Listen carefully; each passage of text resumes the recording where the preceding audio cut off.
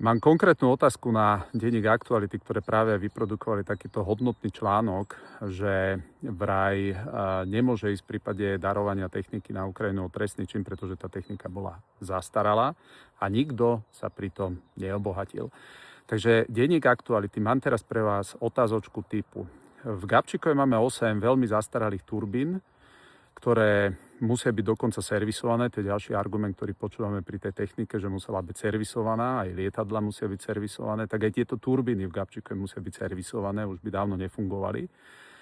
Dokonca minulý rok 2 z nich boli permanentne servisované a napriek tomu za uplynulých 5 rokov vyrobili pre Slovensko 1,2 miliardy eur zisku. Týchto 8 zastaralých turbín. Moja otázočka, denník Aktuality. Môžem tieto turbíny darovať? Môžem ich niekomu dať? Nejde teda o trestný čin, lebo sú zastaralé. Rovnako vzhľadom na to, že sme začali po dlhých rokoch čistiť odtokové kanály na Slovensku, pozrite sa, v takomto stave sú. Nakúpili sme novú techniku, aj traktory, pretože keď to vyčistíte, treba, aby to sa nevrátilo do tohoto stavu, tak permanentne kosiť. To je to, čo pán Kíča povedal, že nepotrebuje slovenský vodohospodársky podnik žiadnu novú techniku, takže netreba ani vyčistené toky opäť kosiť, aby sa dostali teda naspäť do takéhoto zúfalého stavu. No a ten tender prešiel riadne Vestníkom, očakávaná cena zákazky bola takmer 5 miliónov, vysúťažilo sa to za polovicu, nakúpilo sa 50 nových traktorov. No už tie staré, ktoré mali funkčnosť tak asi 25% z celkového objemu strojov počas roka, tak potrebujeme sa ich zbaviť, alebo chceme sa ich zbaviť, nepotrebujeme ich kvôli údržbe.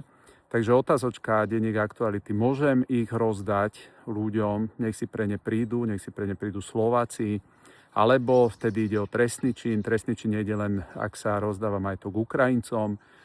Takže tieto otázky len dokazujú, čo vy obhajujete. Vy obhajujete demontáž, ekonomickú demontáž štátu, pretože všetko, čo sa zadeklaruje dneska, že je zastaralé, tak nebudete vedieť obhajiť, že prečo v prípade Slovákov sa to darovať nemôže, ale v prípade Ukrajiny sa to darovať môže.